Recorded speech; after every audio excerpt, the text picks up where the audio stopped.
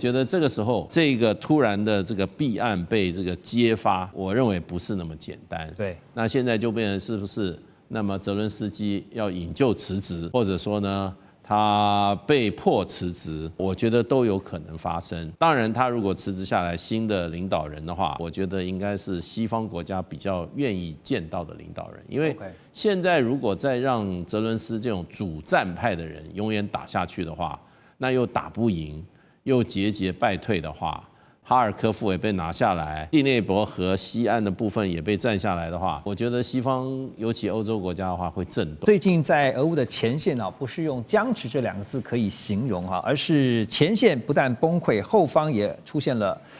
腐败，政局动摇。最新的就是俄罗斯呢，他们一次出动430架的无人机，大规模的夜袭基辅，甚至有无人机直接冲入这个公寓大楼啊，造成了至少6人死亡。但是呢，在前线的部分呢，红军城的战线现在被大家所关注，就是会不会被攻陷？因为呢，之前我们也讨论到说有被渗透，那现在俄罗斯的军队呢，从北从南两面推进，用口袋战术。乌军在城内完全被封锁，基辅市长也亲口承认说，目前危急状态到必须把征兵的年龄下修到22岁，代表连大学生都必须要上战场了。好，那现在在乌军缺兵溃败的同时啊，俄罗斯现在还有一支秘密猎杀部队，叫做 Rubicon 啊，这个他们是认为说是个王牌啊，因为他们专门追杀乌克兰的无人机操作员。所以他们任务很明确，就是锁定无人机的操作员，而不是无人机的这个设备。因为操作员被击杀的话，无人机就战力归零。所以呢，乌军现在最依赖的侦察跟精准火力啊，就直接被干掉了。那现在呢，俄军的攻击模式转而像在雾天突袭，还有无人机饱和跟压制火炮3合1的战术。乌克兰的第68旅也坦诚说，根本没有办法用侦察影像确认战场的情况，而俄方的无人机跟飞弹也开始针对基辅的关键设施展开一连串的攻击。所以有一个关键点，大家一直在讨论的就是红军城啊，现在会不会失守啊？是不是进入倒数计时？那也让人关注的是，万一红军城一旦失守的话，会不会就是兵败如山倒，变成了一个骨牌效应？庄老师怎么看？如果综合国际媒体的报道来看，的确，红军城已经进入最后的倒数计时了。那台湾媒体有几家跟执政党路线比较接近，偶尔还会放送一些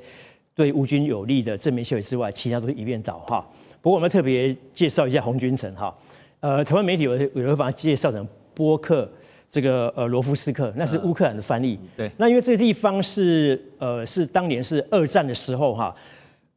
苏联红军对抗纳粹德国的一个战场，所以2战结束之后把它命名为红军村。1962年又改名叫红军城。那后来这个地方又划归乌克兰，但因为为了类似台湾转型正义嘛，要清除共党当年的威权啊，所以要把它改成叫波克罗夫斯克，一个当地的一个。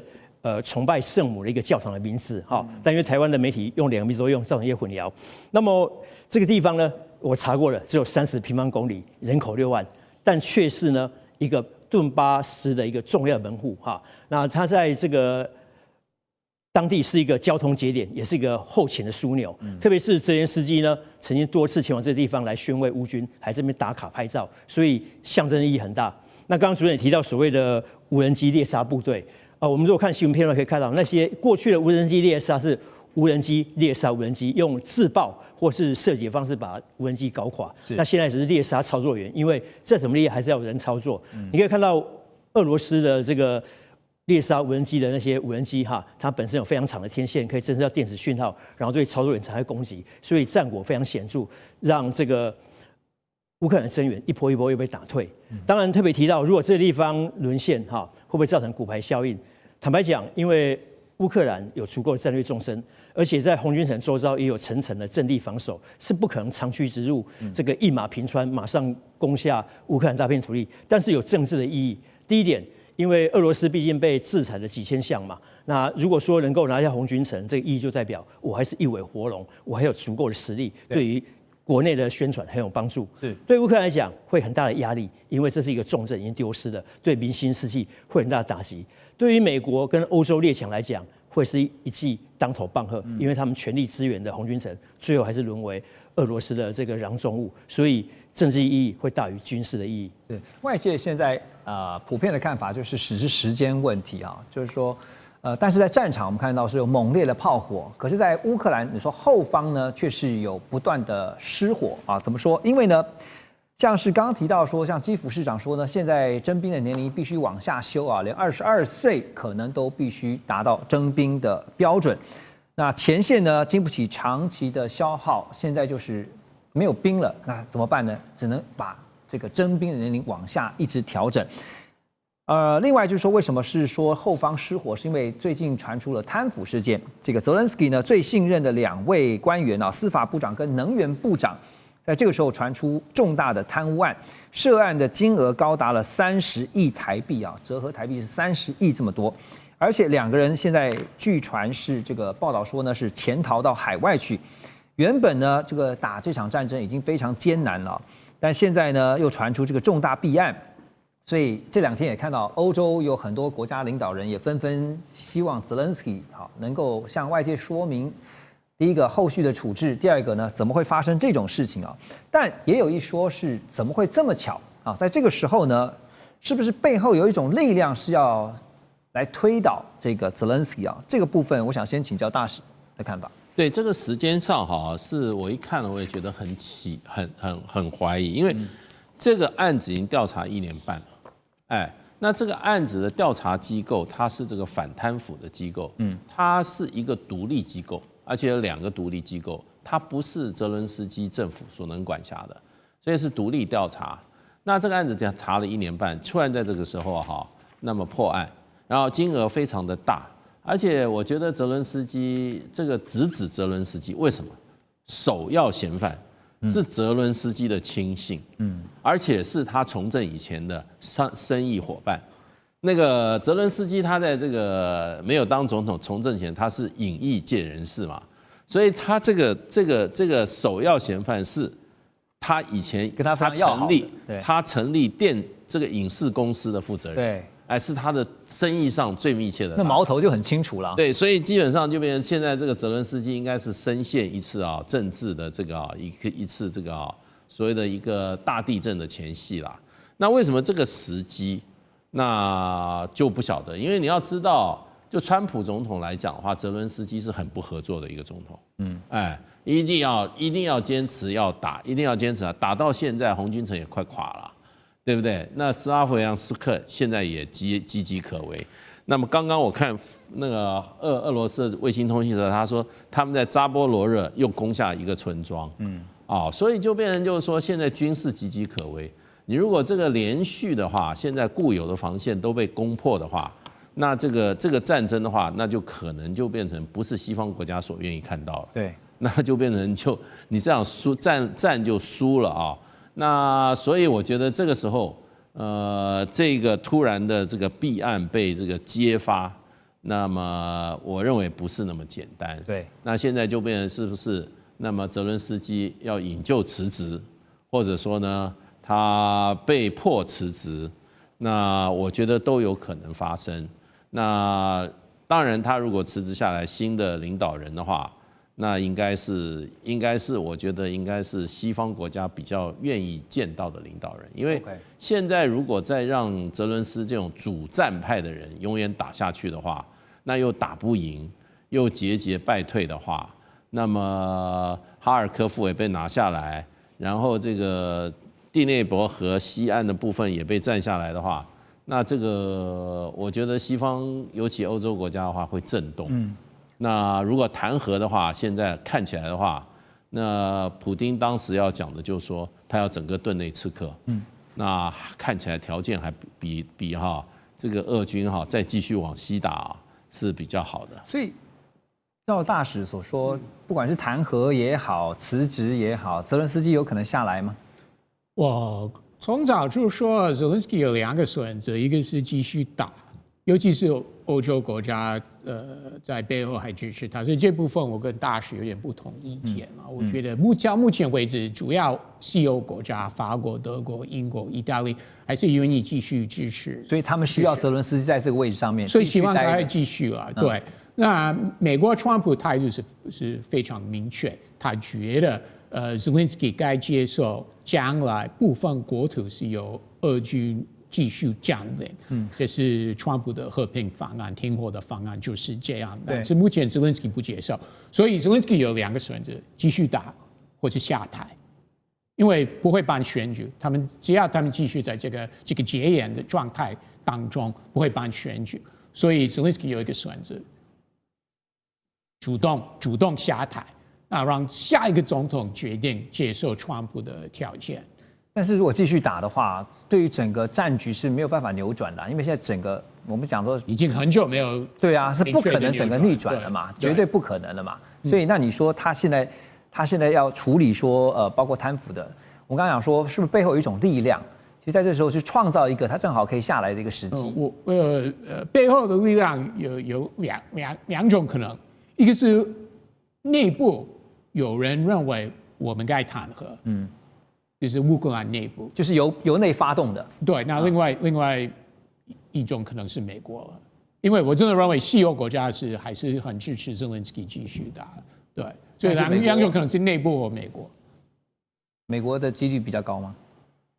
我没有下到消息，我怎么知道？现在陷入焦灼状态的俄乌战争，目前最新的态势是乌克兰死守了1年3个月的红军城啊，这个据点呢，在我们的节目当中也讨论过非常多次。而现在呢，这几天传出说要陷落了吗？怎么说啊？因为根据《纽约时报》最新报道，乌克兰总统泽连斯基表示，现在大约有200名的俄军，他们透过渗透的方式渗入了红军城的市区，也使得乌俄两军在红军城爆发激烈的巷战。但根据基辅独立报报道说，进到红军城这个渗透的俄军啊，不止200人啊，这其实已经超过了乌军有8倍之多。红军城的防御现在变得岌岌可危，而乌克兰第25空降旅也表示，虽然乌军的防御每天可以打死大概50到100名左右的俄军，现在他们算了一下，乌军对俄军的伤亡比啊是呈现1比10，说乌军有优势啊，也就是说呢，1名阵亡的乌军能够换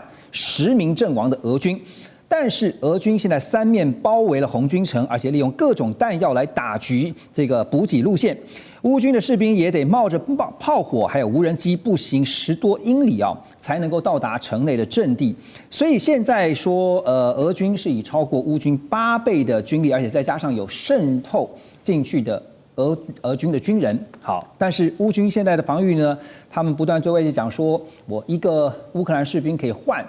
10个俄罗斯的士兵。好，但是乌军跟俄军现在都在抢的这个红军城，到底能够守，或者是会失掉，它的关键在哪里？委员，您觉得？去年8月哦，俄军就开始打红军城，然后普丁前阵子啊，就大概是上个礼拜特别讲说，哎，记者们你们要去，红军城已经被我们打下来了，对，你们要不然记者们可以去看看。其实还没有打下来，可是这是时间的问题了。大家都在做宣传。对，战争哦，有时候就是很简单的一个算术的问题。你看，刚刚讲这个人员的问题，乌军的防御大概有1比10的这样的一个优势，可是俄国有去年的这个数字有1亿4千多万人，你现在这个乌克兰只有3700多万人，这个兵源就差了很多。第二个讲土地面积，所以这是算术问题。俄国有1710万平方公里，你乌克兰只有60万平方公里，何况你还有1/4，60万里面你还要把1/4要拿出来，因为已经被俄军给占领了。是，所以你去看两边，就假设两边的火力一样旺盛的话，你俄军每一个平方公里可以承受的炮弹的那个压力的程度远低于乌克兰嘛，因为乌克兰小嘛。对。第三个问题就是工业化的问题，俄国的工业化的程度其实是比乌克兰还强，没有错。在苏联的时代，乌克兰是它的一个国防的重镇。你看很多的这个重要的军事的装备都在乌克兰生产的，可是现在有一个问题在哪里？第一个，乌克兰这个脱离了这个就独立了以后，很长的时间经济很糟糕，所以很多工厂都是被破坏得很厉害的啦，有的东西农脉被卖掉了。然后这个最重要的是战争被俄国摧毁了很多国防的重要的一些的建设。对，第四个其实要讲一个问题，就是意志力。你看普丁这种意志力，打仗是真的是意志力很重要。美国打越战，你就要再打1年，他也撑得下去，因为他的总兵力几十万人在那里，怎么打不下去？问题是没有意志力打了嘛？战争总统也没有意志力打，尼克森更想急着把它结束掉。好，阿富汗也是一样啊，阿富汗的敌人力量更小，可是为什么俄军打完10年就走，美国打完20年就走？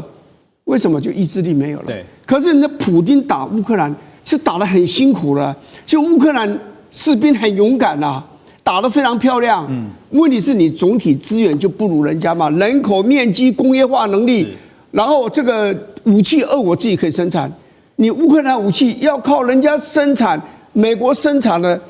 完要渡过大西洋，然后进了波兰，然后转送给你，其他欧洲国家送来了也是很辛苦。所以你乌克兰你不是一个自给自足的一个交战国，那你总体资源又不如俄国，那普丁想赢的那个心又这么坚决，所以这个红军城被打下来是时间的问题，时间早晚。而且刚才委员特别提到说，两军在战场上面对战的时候，其实作战意志很重要啊。不过从兵力上面，双方的这个悬殊比例来看的话，俄军也换得起哈，就是就算我10个人换你1个人的话，我也换得起啊。现在就是看到这个战争呢陷入到焦灼，所以呢，原先这个信誓旦旦说他这个上任就能够搞定俄乌战争，立刻让双方停火的川普，现在当然他的说法也改变了哈。这个11月8号他正式表示，他说他已经暂停和俄罗斯总统普丁在匈牙利说要约会面，主要的原因呢在于俄方还没有展现停战。要说停战了，现在连停火的诚意可能都没有啊。但川普也表示说，如果普丁真心想达成和平协议，希望未来还是能够和普丁在匈牙利来进行会谈。我另一方面也看到在北约这边呢，德国联合作战司令叫索尔夫兰，他就警告，他说要小心俄罗斯的普丁因为呢，普丁现在手握150万名地面部队，还拥有足够的主力战车，具备随时对北约领土发动小规模区域限定的能力不要轻忽，而且不要是小看了俄罗斯对欧洲、对北约的威胁。每日电讯报也报道说，普丁还打算跟委内瑞拉总统来合作，部署这个极音速飞弹基地，要直接威胁美国东南部，牵制美国对乌克兰战场和欧洲防线的注意力。因为你后门失火的话，你当然无暇顾我们欧洲了。好，现在德国警告说，普丁是有能力的对北约要发动有限战争但是这个局势呢，大家也会很好奇，因为北约向来是共同防御。如果包括最近看到拉脱维亚甚至呢派出了无人机，因为他们非常的担心尤其波罗的海的3个国家，拉脱维亚其中之一他们就派出了无人机来负责防空。所以 Russ 因为我们讲到了北约共同防御，就算是发动有限战争，但是不也启动了北约的共同防御了吗？如果俄罗斯真的入侵北约国家的话，就动用条约。虽然很多人认为川普对这些条约，不管是北约、美国跟日本、南韩、菲律宾的防御条约，川普有质疑，就造成所谓的一美论了。但是川普这次回来指证，其实他的不管是他的言辞或他的动作，或战争部长 Hegseth 的动作，那明显到目前为止，美国还是很支持这些条约了。那虽然川普从早就呼吁美国的这些安全伙伴都要提升国防预算，但是这个也不等同川普不会履约了。所以今年已经有很多次北约秘书长去白宫跟川普见面，对，看起来他们都谈得很融洽，很合得来。他这个北约秘书长也没有公开批评说川普不支持北约等等了。所以目前从美国川普政府的动作来看，还是对这些条约是参与的意愿、支持等等，都是我觉得是相当正常。对，所以我要问的就是，因为我们常常在讲说，你要评估的是能力跟意图这两个因素啊。能力的部分，像德国这边警告说，有能力，就算进行一个小规模的有限战争，俄罗斯是有能力的。那意图呢，犯得着吗？我认为北约国家他们是看俄罗斯军事能力，觉得是非常对他们来说是非常危险嘛。对。但是他们真的认为俄罗斯即将会入侵吗？就是向北约国家动手，我觉得他们这些北约国家也知道可能性不大，但是还是要做好准备，还是要先提出警告。当然，因为他们要提升他们的国防投资啊，那也是需要不管是国会议员、一般民众、选民、媒体等等，都需要整个国家的支持，对不对？所以他们就最近就是从俄罗斯入侵乌克兰之后。不管是左派、右派政治人物，大部分的欧洲国家的政治人物都是有这个态度、这个想法。我们要提升国防预算，美国也很支持啊。但是美国也没有推出，比如说什么联合军事演习等等，不管是拜登或川普都有参与了。OK， 所以那你怎么看？刚刚也提到《每日电讯报》这个报道，就是在美国的后院，跟委内瑞拉合作，我觉得可能性不大。如果俄罗斯跟Venezuela 提升双边的国防方面的合作，比如说军事演习之类的，或有访问团等等，这个不意外。但是俄罗斯真的会部署飞弹在 Venezuela， 我觉得可能性不大。第一是预算的考量，第二这些飞弹他们需要在乌克兰战场使用，怎么会把这个重要的资源原理放在 Venezuela， 可能性真的是不大。而且还有呢，其实马杜罗政权是非常不稳定，那或许会讲得住。但是不排除会有政变的情况。那如果他真的被逼下台的话，那俄罗斯怎么办呢？我们飞弹在那边，所以我觉得可能性真的是不大的。所以你看到，在这个竞争非常激烈的态势之下，现在尤其讲到地缘战略啊，这个尤其西方媒体常常会，不管是空穴来风，或者说他们觉得很紧张，都会先用一则报道来告诉大家有这样的可能。但是我觉得你讲到一个重点，虽然最近几个礼拜有什么样的新闻，比如说川普说那我目前不去匈牙利跟普京见面，然后有这个俄罗斯会不会在 Venezuela 部署飞弹等等，各式各样的相关新闻。但是我觉得有一个重点是到目前为止是没有变，川普希望两方乌克兰跟俄罗斯是达成停火协定，而且川普看是什么样的条件之下可以停火，他的想法是完全是没有任何变化，就是说他认为乌克兰要接受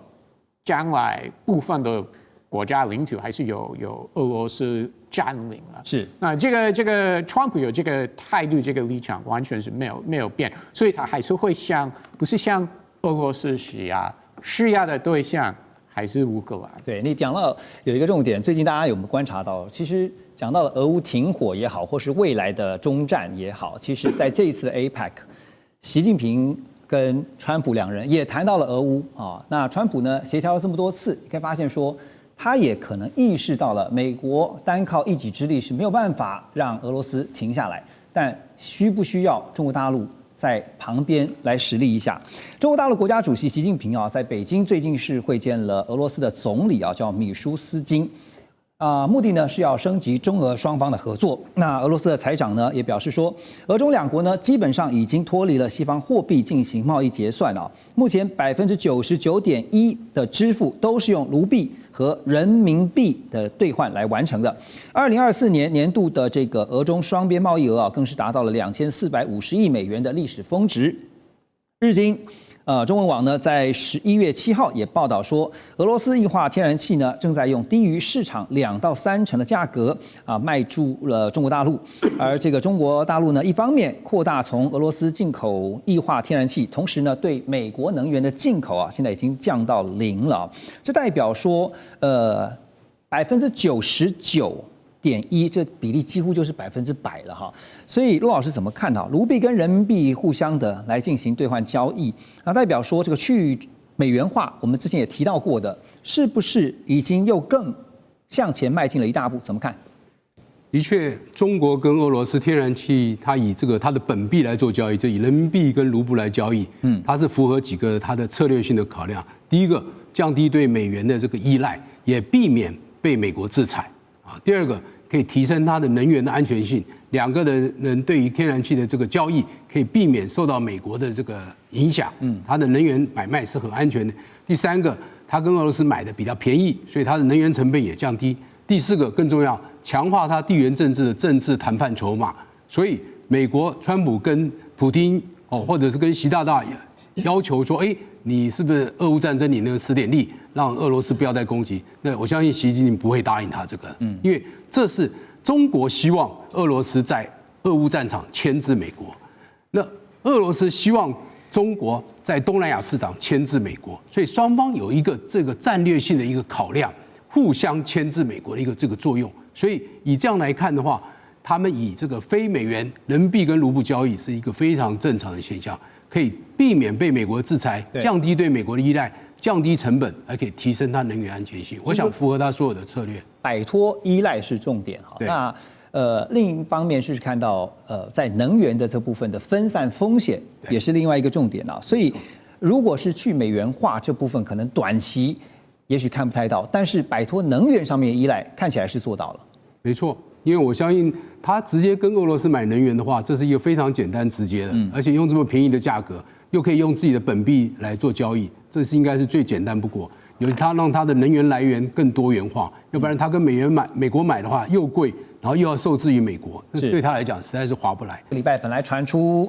美国总统川普呢要和俄罗斯总统普丁安排在布达佩斯要进行的双普会最后破局了。美方还批准了财政部长贝森制裁俄罗斯最大的2家石油公司像是这个俄罗斯石油还有路克石油但是普丁这边呢，一方面表示俄罗斯对于能源部门是充满信心的，并不会因为外部压力而改变立场。可是另一方面也看到俄方低调派出了投资与经济合作特使去访问美国。克里姆林宫这方面也表示说呢，跟川普之间就双普会呢并没有取消而是延期举行所以你可以看到是美俄双方现在都是软硬兼施，而且呢就是一副你猜到底会不会来见上一面呢，都保持着一个比较模糊的状态那相对来看，最近俄方也抛出了一个顿巴斯的议题，然后呢又出动了这个无人机去骚扰这个立陶宛也好像在测试美方的一个谈判底线左老师怎么看这些问题？好，我们先看到为什么美国会在这个时候展开这一波的这个制裁呢？这次制裁2个大的公司嘛，路克石油跟俄罗斯石油公司，因为我们看到一个背景是油价现在很低去年这个时候油价是75块美元一桶，现在是60块美元一桶。所以说，当然他就觉得说，那我现在如果制裁对全球也好，对美国也好，通膨影响是有限的。第二个，原来那个时候各国说不让这个海运，不让这个船只去运送俄罗斯石油的时候，他说可以运送的条件是说，它这个油价不能超过60块。现在全球油价就是60块所以俄罗斯它也没有吃亏因为本来是说你要低价出售我才可以接受，现在它没有低价。所以当然他就觉得，那我现在还是要加强制裁。就现在出手影响不大。对，其实有影响啦，因为涨了10%，马上应声涨了60块，涨到66块。可是相较于去年，还是有一段差距嘛。所以我想，一个是原来的这种所谓油价上限，已经已经油价低到那个油价上限了。第二个就是整体的油价现在来讲是偏低的。那当然，我认为还有一点很重要，就是说参议院马上开议之后，美国又要面临这个压力了，川普又要面临这个压力了，因为参议院很多共和党的议员是主张要加强对俄罗斯制裁，加强对购买俄罗斯石油公司的制裁。是，如果川普不想要制裁中国大陆，那就只有制裁俄罗斯那这2个他要想一想，谁有可能在经济上对美国报复？那可能还是中国大陆有可能所以与其制裁中国大陆，不如制裁俄罗斯。所以川普最近你也听到他的说法是说，对于双普会，他是说不要浪费时间嘛如果没什么进度或者说谈不出个什么结果的话 ，Ross 你怎么看呢？因为现在就是川普在对普丁跟对泽连斯基这边，尤其对泽连斯基这边，不是传出来吗？说在白宫最近这一次的会面还发生了激烈争吵，直接把地图拿给你看，说就是在这个地方划线，然后呢，我们就是停在这个地方，要乌克兰割地求和但是一方面也看到他对于俄罗斯的态度也是出现一个很大的转变，就是比较强硬那当然也说刚刚提到的说不要浪费时间跟普丁见面一定要有一些时效所以又加码这个祭出了制裁，你怎么去解读川普的逻辑？其实我觉得川普的想法没有太大的转变。第一，不愿意给乌克兰武器，这是他非常非常坚定的想法。欧洲要买美国武器送给乌克兰是可以接受的，但是美国就是在川普执政之下不会再送武器给乌克兰，尤其战俘是绝对 impossible， 对不对？第二，停火的协定，乌克兰必须要接受，目前将来部分国土继续由俄罗斯占领的。川普并没有说俄罗斯要撤出了，也不支持乌克兰发动大型的军事行动拿回国土，对不对？川普对这件事情想法是非常非常清楚，而且上礼拜泽连斯基去白宫的时候，川普就重复说了，你必须要接受，如果你真的要停火的话，那你必须要接受你这个国家部分领土继续由俄罗斯占领的。另外他虽然偶尔批评普丁，但是愿意继续跟普丁沟通，川普也没有拒绝。虽然他说目前取消，因为没有，好像是这次如果短期之内开会没有具体的等等的，但是他也没有拒绝，他没有说我不想跟这个人会谈，对他没说死完全没有还继续愿意跟普京沟通，不管是派美国特使过去，或欢迎俄罗斯特使来美国，甚至到时候再次跟普京见面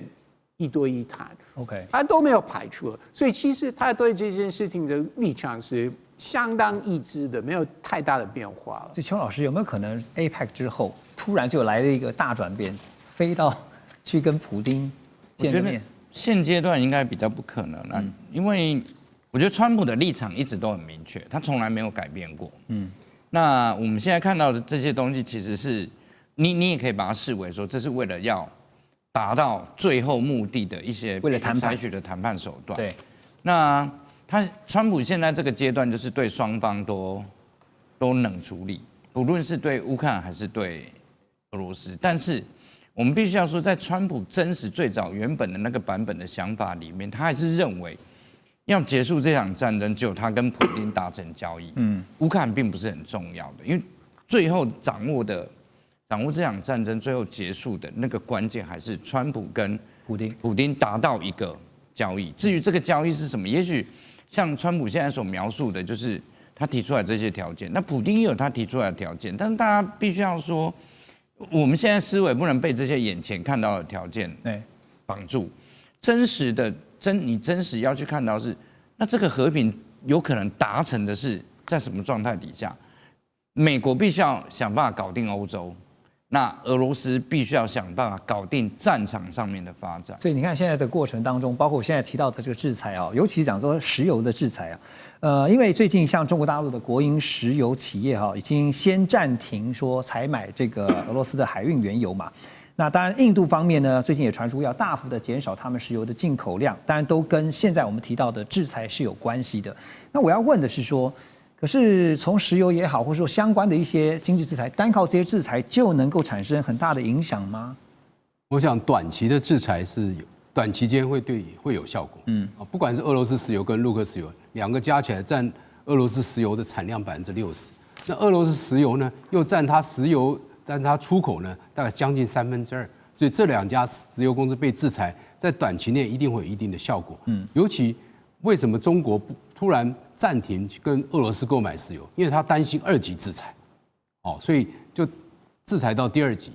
那这时候我先暂时不要买，对，这就是它的效用。那长期来讲，因为俄罗斯目前是全世界号称最能够回避制裁的国家，所以他们很会回避美国的制裁。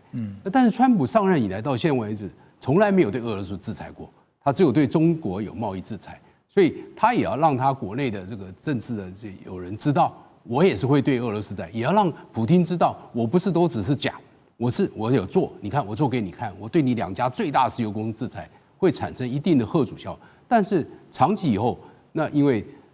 俄罗斯会规避，那将来他们就会用私下的买卖啊，用租赁，用其他国家来做一个中间的交易商，然后回避用美元来交易的方式来回避这样的制裁。我想长期以后他们会这样去做，但是短期对这2家石油公司，还有跟这2家石油公司去买石油的买家来讲，一定会有一定的影响。这个时候，其实欧洲的态度也蛮令人玩味的哈。过去曾经有乌克兰女督军之称的这位国会议员叫做祖格拉雅，他在10月16号公开表示，他说哈尔科夫近郊的库皮扬斯克已经脱离了乌军的控制，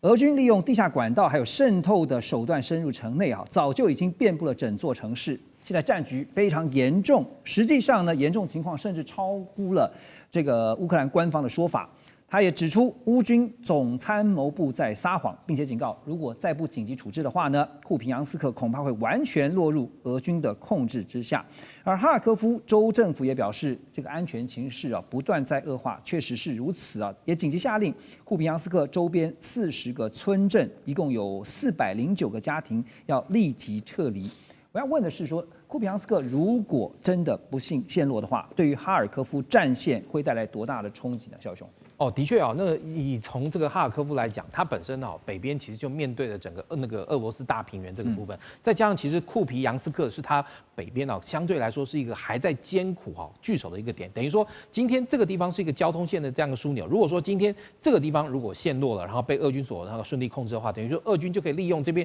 连接到哈尔科夫以及哈尔科夫周边城市的这些道路，扩大对这个哈尔科夫的这个包围圈。因为其实如果说今天哈尔科夫本身那个面临到俄军从东到北到西3面这样的包围的话，那这样的那个城市本身它所能够发挥的城市功能就会大幅的这个缩减，甚至于就是说因为哈尔科夫本身是目前等于算是那个乌克兰第2大城嘛，那你第2大城都已经被人兵临城下了，那这个时候对于基辅的这个统治那个当局来说的话，这绝对是一个一定要去解决的问题。但问题是对，非常严峻。但现在其实你可以看到那个乌克兰在前线的问题就是那个到处都缺乏兵员。因为其实毕竟就是说，俄罗斯它本身对乌克兰的这个作战，它其实还是想有一个外线优势，也就是说，我是对你任何一个城市或干嘛，我要进行发动攻击的时候，我可以选择时间攻击的时间跟地点。当然，其实你可以看到现在整个俄乌那个前线来说，变成类似有点像是第1次世界大战那种壕沟战双方那个绝壕固守，然后但是也运用到这些那个壕沟，甚至于地下管道对对方进行渗透，而且俄罗斯在这方面其实还蛮拿手的，他们透过这种水道战，然后那个部队从那个那个原本各种的这样的管道或地下这种通道，然后呢进到那个都市区的中心地带，然后对乌军发动攻击。等于说乌军我一方面要看住我的前面，不要让俄军冲过来，但是结果俄军就从我这些地下管道爬到我的后面，然后从后面来打我，变成说他有这种腹背受敌的这样的情况。再加上其实乌克兰现在最大的问题就是这个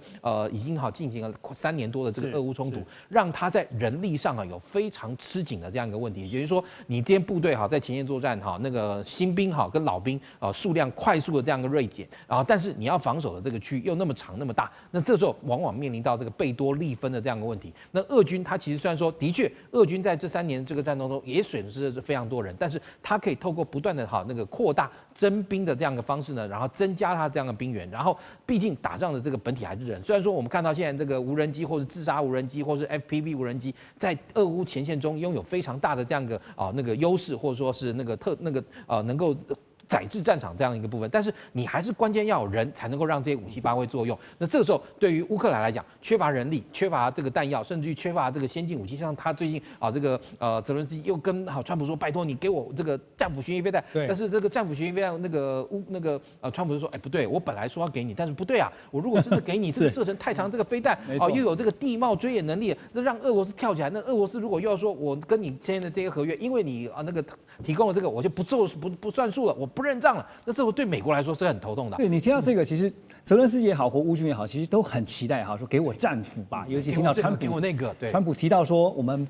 不排除可以考虑要提供战斧给乌克兰。那乌军可能就想说，如果有了战斧之后，真的可以从从容容、游刃有余的来击败俄军哈。可是呢，却不是这样嘛。好，那这个因为俄方不只是在战场上面，在军事方面。他们有出击，而且是有得到一些不错的成果。外交上也是哈，我们就看到了最近俄罗斯总统普丁呢，最近呢就主动在10月15号这一天，他直接主动打电话给川普，跟川普通完话之后，川普说呢，他计划在2周内哈再跟普丁在匈牙利见面，讨论如何结束俄乌战争，而且他就暗示他说美方并不会很快决定要不要援助乌克兰战斧飞弹。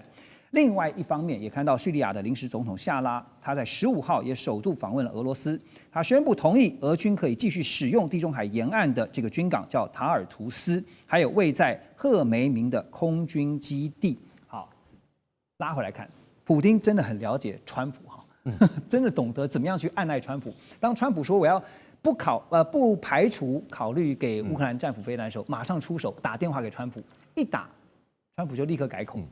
我们其实可以去看到的是说，我们讲川普好像是谈判高手嘛，他之前这个商人出身的啦，很会这个拉高谈判筹码。可是我们要注意的是，普丁他也不是省油的灯。我们从这样子一个互动来看的话，可以真的去看到普丁不愧是过去这个 KGB 的高手，他也懂的是说，当你在提高谈判筹码的时候，那我这时候打一个电话给你，因为他也知道。川普他过去一直，甚至川普在上来之前，他最想要的就是俄乌停战。我们看他一开始不是跟泽伦斯基，然后跟普丁等等这一些，而且现在感觉中东好像有一点和平曙光出来了。那中东结束了，是不是下一个就是欧洲这边要赶快停火呢？今天普丁他又抓住了这一个机会。来去跟川普进行更多的谈判，而且这次主动打电话之前，记不记得吗？在川普没有拿到诺贝尔和平奖，对，马上出来开记者会说，你们这样子对川普太不公平了。所以这个时候就是他抓到的是川普现在需要的东西，这时候给他一些温暖，是不是温暖不知道，但是给他一个机会，对，给他一个机会，让他感觉这一块我又有可以去做一点文章，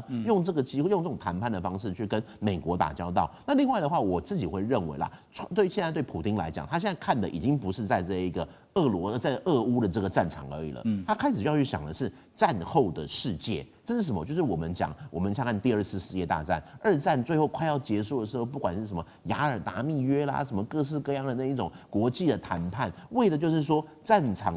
争结束之后，我要为我的一个国家利益开始布局了。这个布局的话，今天我们就看到地缘战略。所以为什么今天的普丁他跟这一个叙利亚这一边这个海空军这2个基地嘛，这2个基地之前说，好像俄罗斯有一点保不住了，保不住的话，它会造成说它在这一个地中海跟非洲这一边的一个地缘战略的一个势力会大幅的下降。可是他今天如果可以去保持住这些机会的话，保持住它的一个运作的话，先不说实际有什么样的一个兵力投射啦，但至少他就在那边有一个点。有一个哨，有一个基地在这里，代表的是俄罗斯未来在这个世界上面的影响力。在于说，他跟这些除了在欧洲大陆之外，在其他地方，他是不是可以去跟美国，甚至是中国一较长短？因为我们在想的是，那时候在这个非洲这边的一些战火嘛，叙利亚这边的一些攻击行动，很多是从这个基地去起飞去攻击的啊。对，所以如果说今天的话，在非洲那么多一个重要的资源，或者是在非洲大陆的一些相关的盟邦、一些国际上面的互动的话，对于俄罗斯来讲，他也会看到。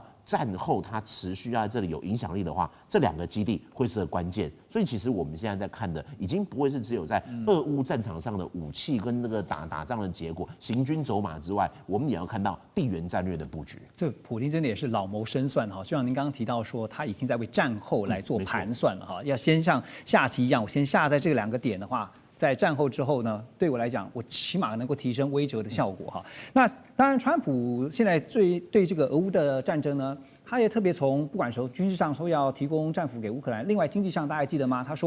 他说这个印度方面呢不买俄罗斯的石油了，可是马上就被印度打脸哈。这印度的这个外交部门就说没有这回事情哈。所以其实现在这件事情被否认，经济上也看到俄罗斯呢最近跟东协这些国家展开合作啊，他们不但是协助印尼建立核电厂，还要提供印尼在深水天然气这些相关的油田来进行勘看。那包括液化技术方面要进行产业升级，还有就是跟越南的国营石油公司在南海进行能源合作，来共同开采油气。美联社甚至爆料说，河内跟莫斯科之间存在了一种叫以油换武的秘密机制，要透过合资能源计划的利润间接来支付军购的贷款啊。所以这整个背后的经济战略，尤其是从俄罗斯跟东协国家积极展开合作，这个怎么看？就延续刚才林老师讲的，就是说大国战略是非常精准的。第一个就是说，俄罗斯是世界最大的国家，可是它在欧洲大陆并没有受到一样的尊敬哈，而它在东南亚并没有一个殖民的黑历史。是，那个东协就像印度一样，基本上就是尽量不结盟，然后朋友的朋友是朋友，敌人的朋友，对不起，敌人的敌人还是朋友，敌人的朋友也是朋友，所以朋友多多，敌人少少。那全球暖化里头，俄罗斯是最大的受益者，那东南亚是最大的受害者。那我们看到这个蛮有趣的，就是说以前中美经济是互补，那中国是买原料商品出去，然后它不卖武器的。可是在这个新冷战一个时代以后，在这个中美的 Great Decoupling 下头，俄罗斯将来可能是全球一个很大的原料跟军工的出口国，跟美国在做这个分庭抗礼。那至于印尼，它的这个natural gas 只有俄罗斯的1/10嘛，好，那越南只有1%，所以基本上来说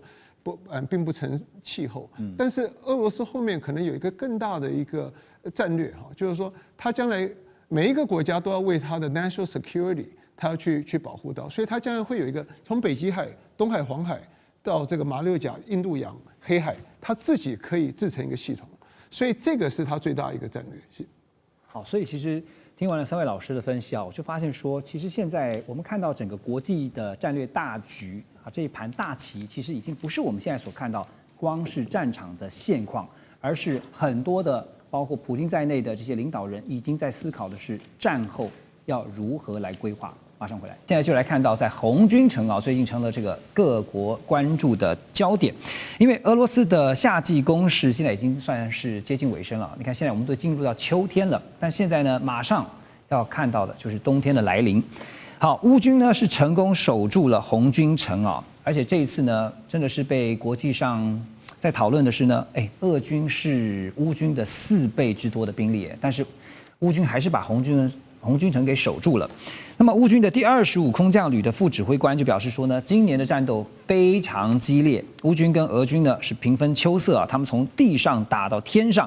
俄罗斯当然继续的加强兵力，那么也重新部署了第1487摩托化步兵团，发动一轮的进攻。那目前呢，在红军城这个战线这边呢，总共有16万俄军对上4万乌军啊，所以说是4倍之多。但乌克兰呢，靠着无人机战力呢，建筑出了一个3道战术防线，成功的守住了俄军的进攻啊。文佳老师，您觉得啊，因为我们其实一直在讨论红军城啊，也特别提到之前有讲到说红军城是一个很重要的枢纽，为什么4倍之多的兵力攻不下来？其实这可以显得出啊，这个兵力多并不代表一定会胜啊，因为包括几个层面，当然是后勤，还有情报，我们这样讲情报，还有精确火力跟它的这个防守的纵深哦，是一个决战的这个关键哦。是。那所谓的是我们讲这个补给跟这个后勤的脆弱，因为毕竟呢，这个打了这么久啊，你看这个乌克兰啊，有60万平方公里哦，跟台湾的16倍，你看这么大的地方。然后这兵力撒出去根本看不到人，所以我想说这个也是等于说哦，这个地方大也是这个乌克兰它的一个优势哦。那而且你看它远的话，它后级补给就比较脆弱哦，比较脆弱。第二个呢是因为乌军本身呢，它就是土生土长，它是和地形地貌跟地物，所以你有时候你要去像比如说小偷为什么去人家家比较难偷？因为呢，他不知道地形嘛，一定要去勘察的道理是这样，但是他却没有去前去勘察，因为他们已经这个重兵部署了嘛，哈。然后第三个呢，其实他的这个我觉得16万部队呢，其实他如果大兵团直接的正面攻击呢，反而呢是会被防守方集中跟破坏啊。所以我们看呢，以前我们记得这个那时候中日战争哦，就提到的为什么最后日本本来3月防华，为什么没有防华？因为呢，他也想要鲸吞。那没有鲸吞的，因为地方太大。对，所以呢，他如果这次用这么大的一个部队去哦，那恐怕也会被一下就被搞掉，因为呢，毕竟人家你来，然后正面这伏击啊这些东西，造成呢你是很难去赢的。那当然还有一个部分就是乌克兰呢，他也用无人机哦，他来这个构筑这个战略的防线跟抵抗攻势哦。那当然无人机我们知道它又可以这个侦察，又可以做情报的一个部署。第二个呢，它可以协调火力打击，因为通过无人机呢来做一个协调打击。第三个呢是它的纵深的一个布置跟消耗。你看无人机来，它会消耗整个它的这个俄罗斯的一个正规部队。是。那你刚刚讲的一个分层的一个防线设计哦，其实这次乌军他用3层的防御设计，就是说不是靠一道的这个主力防线了，而是由一层一层的一个这个重层部署，这样子每一层都有自主的抵抗跟防守能力。如果你这个俄罗斯啊，你打了一层，另外一层它又继续面对这个东西，所以我觉得呢，就是能够用这几个部署呢来达到。利用它的这个强力的一个这个纵深防御，还有包括配合无人机，所以呢这一场战你哪怕有16万，你也很难去打败4万的一个乌军的一个局面。我光是想那个画面就觉得很震惊哈，就是16万对上4万啊，这个4倍之多的兵力。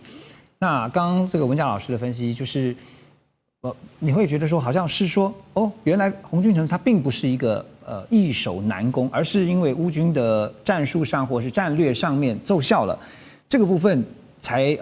使得他能够以寡去击众啊。金哥又怎么看呢？我觉得这个始终这个战争的变数很多，那数量呢，韩信点兵啊，多多益善。但是呢，你说兵力数量多，你的后勤的压力也很重，这是相对的，所以没有1、2、3不肥，4、5、6通吃的。对，所以你都要权衡，看你就是说你有足够的兵力来做这个。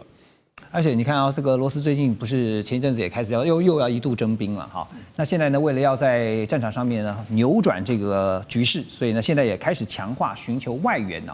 好，这个资料上面是这样的，说乌克兰的军事媒体Defense Express 他们就爆出说，俄罗斯的防空部队呢开始配备了中国大陆浙江繁双科技所生产的一个民用雷达它的代号是 FSTH LD02，那另外一个是 LD03这个系统。好，LD03的这个系统呢是采用数位天线阵列。那么使用的是机械方位扫描，它能够侦测到雷达截面积0.01平方公尺的目标，最大的探测距离可以达到15公里它的距离误差是10公尺，其实是非常精准的。好，那这个 LD02的原理是相似的哈，那它的距离误差更是小，它只有5公尺。所以说，靖哥，我继续请教您好，那您觉得这个俄罗斯现在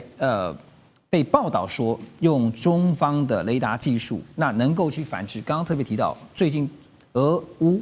双方都是在 PK 自己的无人机哈。对于这个在反制上或攻击上来讲，它能够带来多大的帮助呢？首先，我必须要讲这个我必须要批评这个乌克兰。乌克兰就跟一个疯狗一样，到处乱咬。有任何人什么科技产品卖给这个俄罗斯的，他就到处去扣帽子。是，大家要搞清楚，这个浙江繁双科技基本上是中国大陆的国家级的高级企业，而且它也是保密企业。它主要的合作对象是跟反恐有关的。你去看看它的这个外文网站，它有英文、法文、西班牙文、阿拉伯文跟荷兰文，它的产品全世界在卖，而且呢，它的东西是没有列在这个输出管制的清单，而且这个东西也不是在军民两用科技的管制清单。对，因为它是保护什么？保护很多重要的历史古迹，怕被这个就是说低空的这个说宵巧入侵。保护某些这个就是像那个核能电厂是火力发电厂这些安全设施，所以它是反恐的利器啊。所以呢，现在这个俄罗斯这个简直是它是反恐保安，等于说到处乱咬。我可以跟各位讲乌克兰人其实是一个讲话真的是非常不负责的国家。他曾经指控我们说是卖那个 PC 电脑。卖到俄罗斯如何如何？当年我在这个德国波昂大学开会，碰到一个乌克兰老兄，他就在那边信誓旦旦，好像我们犯了多大的罪恶。我回头问他，瓦良格是谁卖给中共的？野牛级7人团是谁卖给中共的？我说你先道歉，我再道歉。他有道歉吗？他没有，他在那边自国言他，我连问他12次，对，最后论到大家都跟他讲，你赶快回答，你赶快回答。我就跟你讲，这个民族之无耻啊，跟下三滥，这是本民族的传统。现在等于是这么乱扣，这个双帆科技大家可以去看的，那是公开资料嘛。他有没有是输出管制，对不对？他没有输出管制。我可以跟这边坦言，就是说未来中国大陆有哪些武器还会卖？我可以跟你讲，没有，只要在管制清单的都不会卖。但是呢，这个民用科技可以用在战场上，那太多了啊。步枪可能那个枪口会进沙尘买了一个保险套把它套上去那你要指控他保险套都不可以卖这个乌克兰吗？都不可以卖俄罗斯吗？所以我们今天做这个事情真的是要讲道理才对。没错，因为顺着这个逻辑的话，其实就会看到有张冠李戴之嫌而且你有这个切身的这是无限上纲啊！现在对，所以。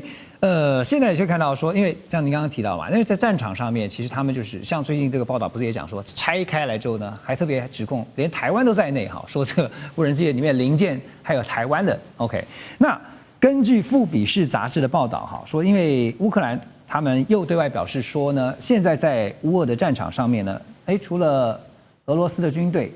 在俄罗斯军队里面还看到了除了北韩以外呢，还有多达25000名的古巴人，很快就可能会加入俄罗斯军队，变成俄军的外籍佣兵那古巴呢，也因此会取代北韩，成为俄军阵中最多人数外籍士兵的国家。英国电讯报就分析说呢，克里姆林宫另外也正在从非洲啦、拉丁美洲还有中亚来招募或者胁迫外籍人士来填补兵力上的空缺。那这些外籍士兵象征的恐怕不是只是单纯从人力来看也代表了俄罗斯、北韩、伊朗、委内瑞拉跟古巴要组成一个日益增长的军事联盟，让他们彼此可以共同的交换武器、技术，更重要的是实战经验。好，那黄老师您怎么看因为这个言之凿凿，《每日电讯报》不过我们常也看到他们的报道就是如此嘛3个层面来讲，第一个刚刚主持人也提到实战经验，北韩当初要派兵去支援俄罗斯的时候，我跟一些朋友交换意见，外国的朋友，他特别提醒我，就是说在以色列跟埃及作战的时候，北韩的空军也有去支援过埃及。是，那它背后有一个逻辑，就是说，因为它是久训不战，因为韩战打完了以后，南北韩都没有真正的交锋，所以那个部队训练两边的部队都没有实战经验，所以北韩部队因为其实他也不在乎国际的形象，所以有一部分的背景是因为他想要借由别人的战争去训练自己的部队，这是一个。第二个层次的就是这次报道出来的说是什么25000人那古巴。那它的性质跟北韩派军，我觉得是不一样的。那反而古巴这种，再加上一大堆其他国家的名字，我们可以上纲到说分析，会有一个这个 axis of upheavals 动乱者轴心要开始背靠背变成一个同盟。其实从另外一个角度来讲，就是大家赚钱有只要有打仗，就有杀头的生意有人做，然后呢，所以找佣兵的几率你25000古巴，我不相信。但是你去说招募去找一堆这个不怕死的或想赚钱的人，去帮俄罗斯打仗，这个反而是有可能。那第3个层次，古巴政府现在自己也没有承认那所以这个新闻报道，那乌克兰也放话，那乌克兰也讲话有没有信用？刚刚我们张老师也说了，所以我觉得，反倒是如果以台湾的观众来讲的话，我觉得反倒是要看俄罗斯自己的躲避兵役跟逃兵的问题。乌克兰不也有一个国际军团吗？对不对？是啊，你知道大哥不要说二哥，都是差不多。只是看看别人，想想自己。我们休息一下，马上回来。